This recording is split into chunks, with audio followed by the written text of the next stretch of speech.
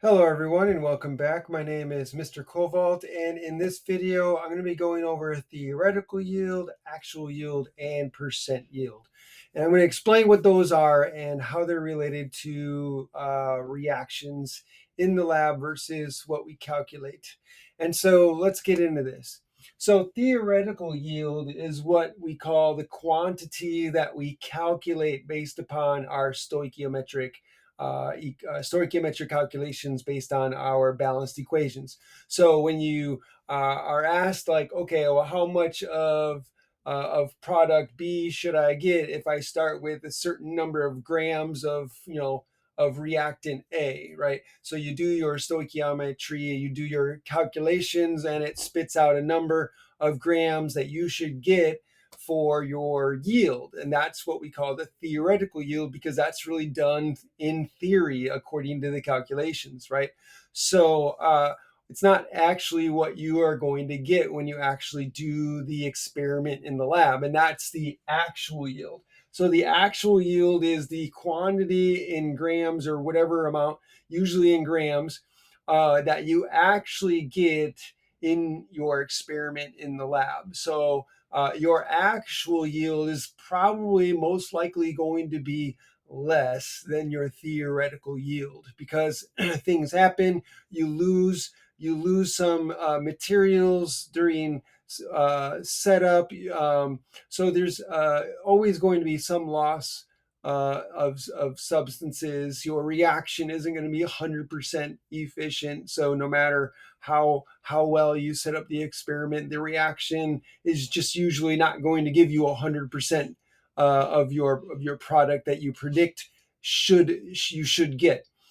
So your actual yield is usually going to be less than the theoretical yield.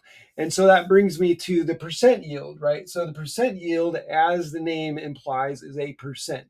And as we have shown before or talked about, a percent, the way you calculate a percent, it's always going to be a part over a whole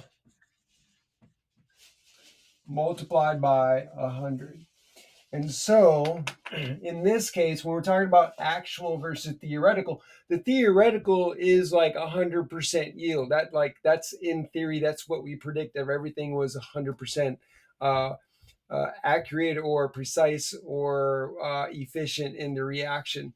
So 100% is the whole. So that would be whatever your theoretical calculation, your calculation tells you. So that's going to be your whole, but the actual yield is going to be less than that. So it's only a part of the whole. It's only a part of the 100%.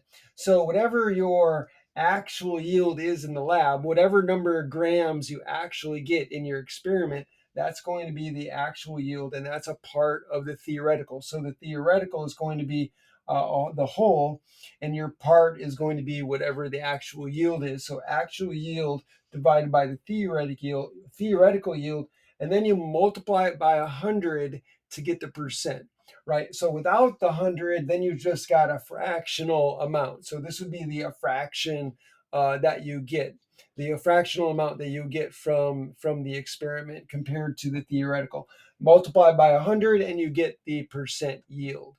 And so this is really important vocabulary to learn, because when we talk about, say, limiting reactants, or when we talk about percent yield and things like that, you're going to need to know how to predict, or how to calculate the percent yield. But you're going to also need to know what the theoretical yield and the actual yield is in a problem that you're asked to calculate the percent yield.